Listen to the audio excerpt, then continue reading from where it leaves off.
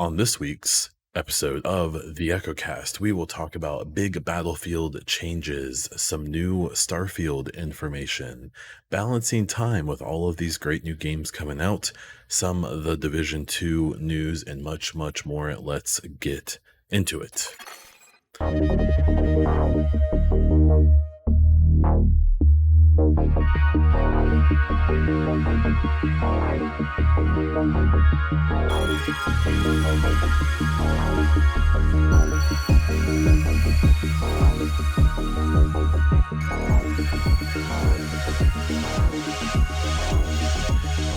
Welcome to the EchoCast, a gaming podcast brought to you by me, Bon Diesel. Please take a moment to subscribe to and rate the podcast on whatever platform you are listening to it on or watching it on.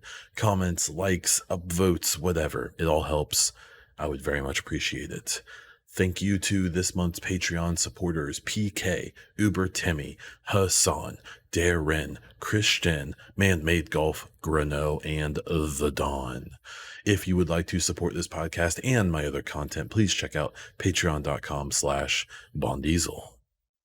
Before we head into the gaming news, please help me hit my Extra Life $1,000 fundraising goal for 2021 by going to my Twitter or looking at the description in the link for my Extra Life page. You can also go to Extra Life and search Bon Diesel.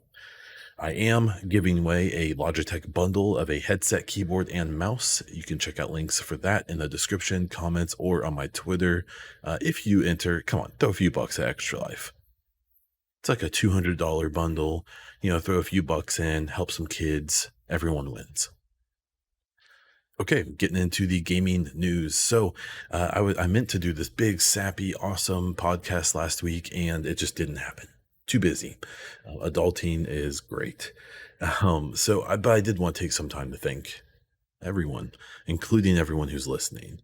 If you listen to this podcast, if you watch my videos on YouTube, if you watch my streams on Twitch, if you follow me on Twitter somehow, I really appreciate your time.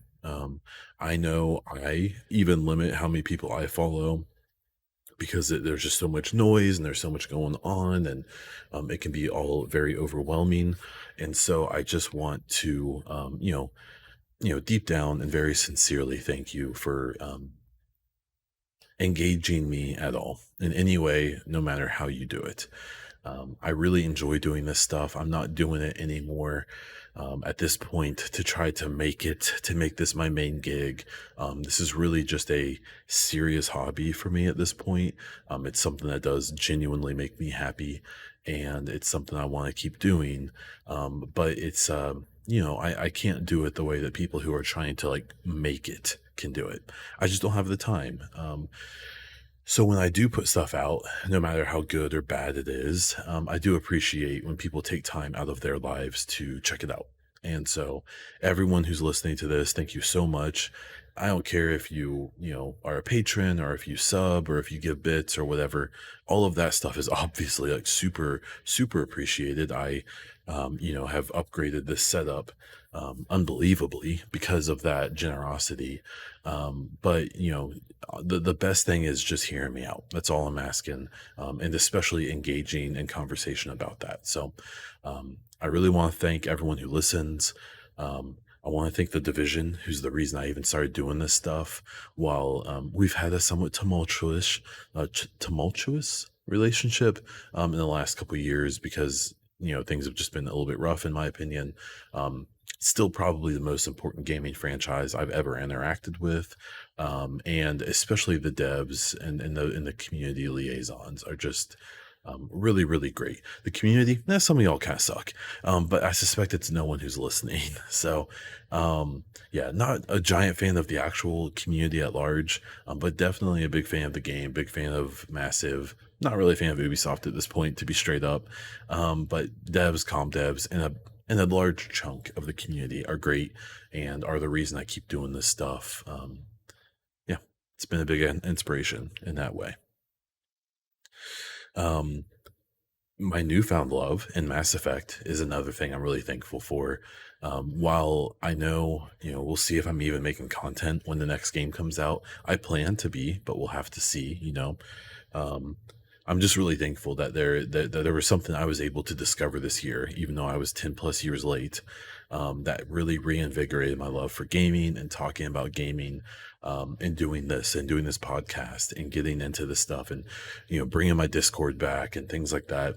um, I love Division. It's one of my favorite games of all time. Um, but it made me kind of not like making content and doing all of this stuff. And that sucks.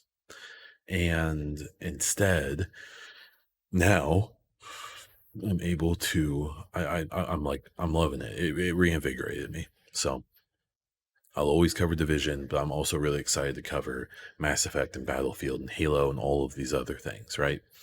Um, And then last but not least, I want to thank my family. Obviously, my wife is skeptical at best of this stuff, but she still does support me doing it. And my daughter for just being, someone who I really strive to impress and be a good role model for. And yeah, that means a lot to me. And being a dad has really changed my outlook on a lot of stuff. I was just saying it on my stream, but part of the reason I've become more than happy to call out people who I think are being shitty in the community, especially in the division. The reason I'm willing to just kind of say what I feel and go from there with it is because I know that when I get, put my phone down or get off the stream or get off the computer, I go and I spend time with them. And that's the best thing in the world to me. If I make some nerd angry, that's fine. A lot of the people who I've had issues with, I think are probably missing out on what I have. A part of me feels bad for them because of that.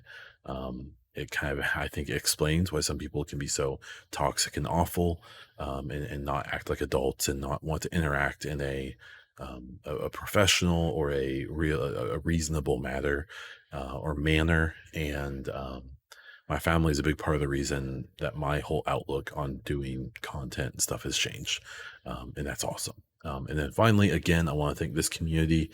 I know I'm not really the best about being like, we're the Scrub Club fam or the Bond Diesel Bros or whatever. Like, but I see you out there, people posting their Spotify, most listened to podcasts, and I'm seeing myself on these lists of people, and it's really, really appreciated. We grew quite a bit this year, believe it or not, from a follower perspective.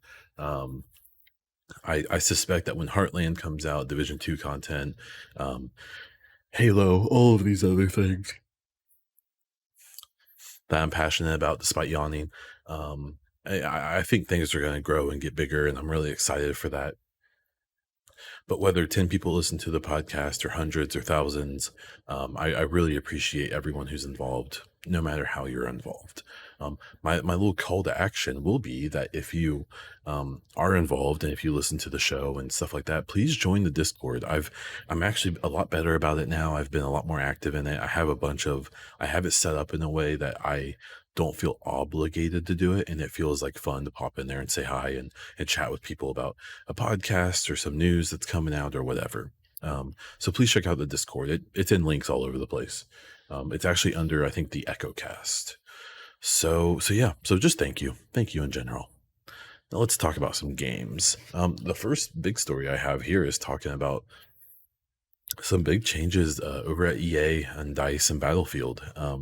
So Vince Zampella is now taking over as like the head of Battlefield. He has various jobs. If you don't know who he is, he's basically the reason that like Titanfall and Apex exist. He's the head of Respawn, who has now been kind of promoted to a much bigger role in EA. And it seems like one of his new duties is to oversee Battlefield. I suspect this has been a thing that was going to happen for a long time, even before the, you know, issue riddled release of BF 2020. What BF 24? Oh my god, what game is it? BF 22, 2042. There we go. But I wouldn't be surprised if maybe they sped that process up with some of the issues they've had. So what it sounds like is they are going to have ongoing support for 2042 and Portal, um, including, I there's a lot of people, especially creators and review bombers and stuff, really giving 2042 a bad rap. It needs more stuff, and it released in a rough situation, but it plays really good, and it's only been a week or two. It plays really well. It needs more guns. It needs maybe more maps and modes and things like that for sure. That stuff will come though. Um, it's a really good game, and it's really frustrating to see, some creators, big and small, who have really decided like, oh, I'm gonna shit on 2042 no matter what, even if I don't play it, even if I don't know anything about it. I'm gonna click on that Twitter, I'm gonna look for that hashtag, and I'm gonna find some tweets that support the thing that I think and that gets me clicks. That's been really frustrating. 2042 is a really good game, especially if you're like a Battlefield vet. If you're new to the game, it might be a little bit harder of a sell because, you know, you just have to really get into it, but I think it's great, and I think a lot of the coverage it's getting is extremely unfair, but that's just my opinion. There is talk, though, that there is another studio, a new studio, who's making, story content for Battlefield. I haven't really seen if they've said specifically it's for 2042, if it's gonna be like another mode or something like that, or if it's gonna be a spin-off game that's completely separate. I don't know. We'll have to wait and see. And then there was just a lot of talk about the Battlefield universe. So if you're here, you're a Division fan, we've been hearing this thing about the Division universe, the books and the movies and the games and how it all comes together. And it seems like that this is happening with Battlefield as well. So, um, it mentioned like 2042, just Battlefield in general. So I assume this means more games, more spin-off stuff. I don't think we need a Battlefield movie or TV show. Just throwing that out there. But we'll have to wait and see what they do with that. I will throw in just real quick before we move on to the next story. I had a great idea for a Battlefield game. Now that Vince Zampella is involved, make the next Battlefield game set during the Titanfall Frontier Wars. You could have these giant scale battles using the Battlefield formula with, all of the tanks and vehicles and the infantry with the different weapons and specializations and all that. And then you could do something like, and they've done this before with I think like Heroes, in the Battlefield 1 and maybe 5, where you could basically there would be at any given time a couple heroes. It was Battlefront, the Star Wars game, where instead of being a Jedi, you would be a pilot, and you would have all of those pilot movement abilities, and you'd be able to bring in a Titan and all of that stuff. Now it would have to be fairly limited for balance reasons, but I think that you're talking about these giant sprawling maps where you're playing Conquest or Breakthrough or whatever, and you've got mechs dropping, you've got these tanks rolling around, APCs, all of these, the Marines, or the infantry with all their different gadgets and different weapons. And I mean, I think that sounds awesome. So Battlefield Titanfall, let's do it. That's all I'm saying. The next bit here is talking about Starfield. So there was a video put out that was a few minutes long. That was them basically just talking about like their motivations and what they want to do with Starfield, and what Starfield kind of where it fits in the Bethesda gaming lineup. And the big thing I suggest watching it because it has some cool art and stuff that they show. But the overall feeling I got, there weren't any big info drops, but it seems like there is a commitment or an idea that they want Starfield to be like more grounded and more realistic. Fallout has moments of realism, but it's a very kind of slapstick almost kind of game. It's I don't want to call it goofy, but it doesn't take itself too seriously. And it seems like with Starfield they're trying to make like a space epic. And I keep referencing it. I mean, it sounds like they're trying to do a Mass Effect ish type of thing, which is great. I have no problems with that.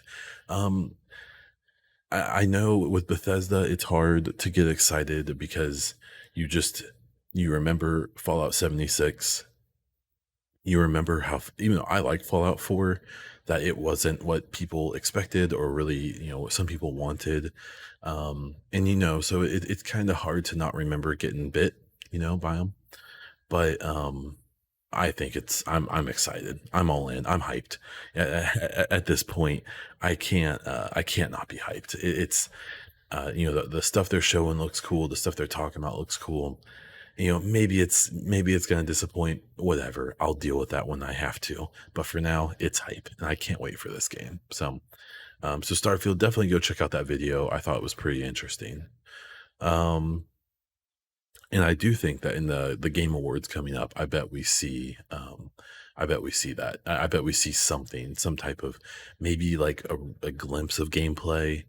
Because my impression with Starfield is that, and I've seen rumors of this, is that it may have been ready to go this year, that they could have shipped it this holiday season. Um, but that there's a genuine commitment in from Bethesda, probably to win back some hearts and minds, that they legitimately might spend the next year polishing the game and probably working on DLC, so that they can have DLC ready to go fairly quickly after the game comes out, 3 months later, maybe 6 months later. I would say it's safe to say that they're probably trying to get ahead of it a little bit so that there isn't this weird like lull after the game comes out. Speaking of that, I just wanted to briefly speak about how I have anxiety about the fact that 2042 is out, and I really like it. That the Halo multiplayer is out, and I enjoy that too. And like every night, I can't decide which one of those I want to play. Right now, I'm playing like 2 or 3 matches of Halo to get that boosted XP, and then switching to 2042. It's working so far. It feels satisfying. Um, but now we have the Halo story coming out. For me, I'm a big Tarkov fan, and that wipe is probably coming in the next week or two. And then there's just other stuff coming probably early, February next year is crazy. There's redacted stuff that's probably coming soonish that I'm excited about. Um, yeah, it's just a, and so like balancing that playtime is hard, especially when I have, I'm looking at my baby monitor here. My little one is asleep. I need to spend time with my wife. I don't need to, I want to. She's awesome. It's the holidays, so we have family stuff to do, and just taking a break every now and then, working on myself. As you can tell, is from this here, I'm pointing at my double chin here. I probably need to start working that off, and so you have to make time for that kind of stuff. This balance is hard, and it's and I don't want to say it's frustrating. It's not frustrating, um, but it's not. It's interesting. It's adulting 101. It's time management. And I know when Battlefield Story comes out and the EFT wipe probably drops soon after, on top of not wanting to get behind on 2042 and Halo, I almost like want to make a schedule where I make a schedule and I say I'm gonna play these games on these days, and I just stick to it and grit through it because it's the best way to make it work. Because I don't I think the Halo story, I do wanna, kinda blast through it at least once fairly quickly, and then maybe take my time to play it again to do stuff I missed and stuff. But yeah, it's weird. It's a great problem to have, right? Like, we've gone through especially with COVID, we went through so many months of, like, kind of not really anything that great, and now that's changing. Now, no matter what platform you're on, every few months from here on out, we're probably going to have cool stuff coming, um, for the foreseeable future, for possibly a long time. And that's great. That's really, really cool. And I'm excited to see it. So, um, man, it's just all these games take so much time. So, if you're listening, let me know what you're kind of conflicted about or how you plan on handling all of these awesome games that are out. And I didn't even mention Forza. I really wanted to finish Forza to do all of the main races and stuff like that. And I don't know when I'll ever go back to that, even though it's awesome. It's such a freaking cool game. So we'll see. The last bit I have here is about the Division 2. We did get a new intelligence annex on the last day of November, talking about the expertise system that they're implementing.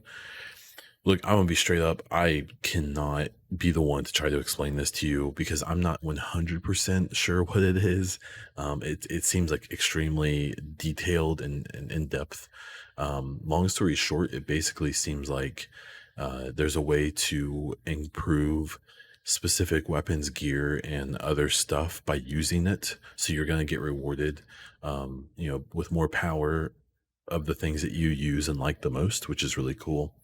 um, I will tell you to go check out many of the great content creators who I'm sure made a bunch of 10-minute and 1 second videos with giant texted thumbnails on YouTube that maybe they can explain it better than I can. But my best suggestion is just read the annex and get the information yourself. But admittedly, that didn't work too great for me. But it was interesting. There was some pushback on this and people being kind of dumb about it, being, in my opinion, being babies about it.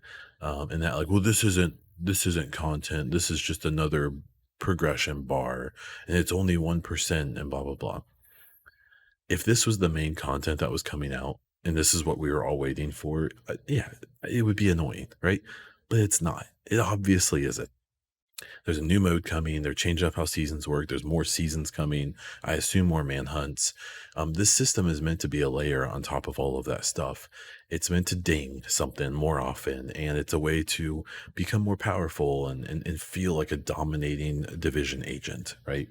And to improve the things that you like to use, or improve things that you don't normally use because that's the fun of it, right? So the thing you have to realize that there's a large percentage of gaming community members, not just the division, but especially the division, who aren't here to be happy. They're not here to talk about things they like. They aren't here to be excited for stuff. They're here to bitch and moan and groan no matter what happens. I want new content. Hey, here's some new content. Well, this isn't the content I wanted. Like, it's just that shit. Like, you just have to realize that there's a lot of people in the world. This isn't even a gaming thing, just people in the world, but especially gamers and especially division community members who don't want to be happy. They are only around, they only interact to moan and groan and spit fire and be toxic because their life is sad or whatever. I don't know. But it's, you just need to realize that there's a lot of people who will never be happy with anything that they put out or talk about in any game. See, here's the key. If you see a post like this intelligence annex and you see all this moaning and groaning beneath it, click on those people's profiles if you dare. And if this is the only thing they've ever complained about, then maybe it's legitimately bad. But what you'll notice is that these people have the same complaints about everything in their lives. It might just be you'll see them with 10 different games they're moaning and groaning about. Politics, sports. It's the same attitude about everything in their lives. And then you start to put together a portrait of who these people are. And maybe they're just not very happy people. And I've noticed through the years, especially being a division community member, that most of the time when I've dealt with issues where like I say, yeah, I think this about that. And some people respond like, well, I don't agree, and here's why. Or yeah, I know, I see what you mean there. Those interactions are great, even if people don't agree. That's fantastic. But what you also see sometimes is, oh, shut up, you baby. This is great. You suck, or that sucks. And, you just suck up to so and so, and you're just a paid shill. And, when people have these interactions that aren't adult, that aren't realistic, that aren't reasonable, it's typically because these people are taking out other frustrations on you. And for what it's worth, who cares? like, like I said before, having the community that I'm a part of and my family and the things I care about, have made it a lot easier to just block out that static. And I suggest you do the same. So, and with the division, it's very important to do that. Um, but yeah, I think this new specialized or system or whatever it's called is great. And then next month they are going to, and for December, the current month, the annex is going to be about their changes to the seasons, I believe. So they aren't going to talk about the new mode yet. That's probably coming in January. And then I think this month we need to be on the lookout for, there was something happening in December, and then in January there's like a short season or something like that, or like a new apparel thing, and then in February is when the new content is supposed to drop, the new title update. So be on the lookout for that and news about it. I will. There's a PTS in January. I'm real conflicted, and this is something that I've pissed some people off about before. I don't like the PTS being public, and because a lot of content creators just use it as early access, and they burn themselves and their communities out on this new stuff before it even actually releases. And then it actually releases and they moan and groan and bitch about it. And I think it's really toxic and bad for the community. Heaven forbid I expressed that at one point, and a bunch of loser creators got real mad about it, um and didn't tag me, but subtweeted me their opinions about my opinion, which was real fun and a super easy block for me. But the PTSs are rough for me because I feel like they always give us too much. They let us see too much, like with the summit and stuff like that. And it just turns into early access for people who have no intention of actually helping or giving suggestions and stuff, like, and that's my issue. If the creators want to make content about the PTS, great, but you should really be like, looking for bugs, giving suggestions and giving feedback, and not just streaming it for 15 hours in a day and then being mad because you've burned yourself out already and giving no like, there's a creator who will remain unnamed, who has done this before, and I've been in groups with them to try to improve a game, and their only input there, it wasn't about game mechanics, it wasn't about anything. It was, hey, can I have an item in the game that I can give to my followers? It was all about them, it was all about their content. That's why, like, I've been a big proponent of not involving content creators in any type of game development things, unless you want to integrate with Twitch. Then ask them everything you want. But the thing I've seen in the Division community and other games is that a lot of creators don't have the game's health or quality at heart. They don't care. They want to make sure they can get their hundreds or thousands of viewers, that they can pump out their 5 videos a week or whatever. And so when they give suggestions about games, they're not giving suggestions about making the game better for everyone. They give suggestions about making the game better for them, for themselves and their content, not even their viewers. So I don't know. The PTS is kind of rough. And I think it's stupid the PTS isn't on console. I know they did it once and it was a disaster, but that was their fault. That was on them. And the fact that they half-assed tried it and then just threw their hands up and said, "Oh, I guess we can't do it anymore." Um, I mean, you're basically excluding half of the people of your player base from giving suggestions or feedback. And those people happen to interact with the game in a completely different way than people on mouse and keyboard on PC. And I think it really sucks to not include them in the PTS. So we'll see about that. We'll see how much they show. I hope it's not too much. And that is coming up next month, I believe, in January. We have one listener question this week from Master Prime, per usual. Paying $60 for Halo Infinite, better than the free to play model. So I'm assuming that they're talking about how the multiplayer is free to play, and that instead of that, if they would have just had Halo, the story and the multiplayer be bundled together for $60. Um, I think that there's things that they have to do with the multiplayer because it's free to play that kind of suck. Like right now, they're making huge changes to the progression system of the battle pass because they were being way too stingy because it was free to play and they wanted money. But people hate it and they're pushing back on what's otherwise a really, really good game. Um, at the end of the day, though, I think the player numbers don't lie, and you see that, they're having insane numbers of people playing this multiplayer because it's free to play, and it's really good. It's competitive. It's rock solid. They need more playlists. They need more modes. They need to give players some more options for how they play. But the actual game, it's really good. And Halo presents something that, like, PlayStation is so dominant in these like story third person adventure games, that have these great stories and deep stories, and their graphics are amazing, and they sell like candy. Um, but PlayStation doesn't have a Halo. And I know I've seen people be like, well, they don't need a Halo. It doesn't hurt. It obviously helps Xbox a lot, and there's not really an answer to it on the other side, and there may not need to be. Xbox and PlayStation have very obviously been trying to do different things for a long time, so maybe they don't need to compete in that way. I don't know, but yeah, the $60. I think that what they're doing is good. I think that asking 60 for just the story is an interesting take if you don't have Game Pass. So we'll have to play the story and see if it feels like it's worth $60. And it's going to be an ongoing experience. So we'll have to see, what they have at the beginning and what they add later and how often they add it. And yeah, we'll just have to see how that all goes. But thank you for the question, Master Prime. If you have your own question, be sure to ask on the YouTube comments or in my Patreon page or on Twitter or wherever. My Discord is a great place for that as well. For some content updates, the holiday and little one's sick. Put a pause on content for a couple weeks, but I should be good now. Streams, podcast, and coverage in general should resume. I am, like I said before, a co-streamer for the Game Awards this week, which I will be streaming, as well as streaming for at least a few hours on Wednesday after Halo's story releases. I want to jump on and play a bit and talk about it and experience with you fine people.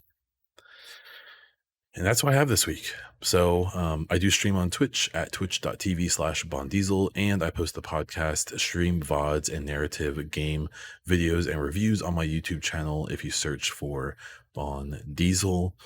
If you are on Discord, please check out the description below or my Twitter to join the EchoCast Discord server.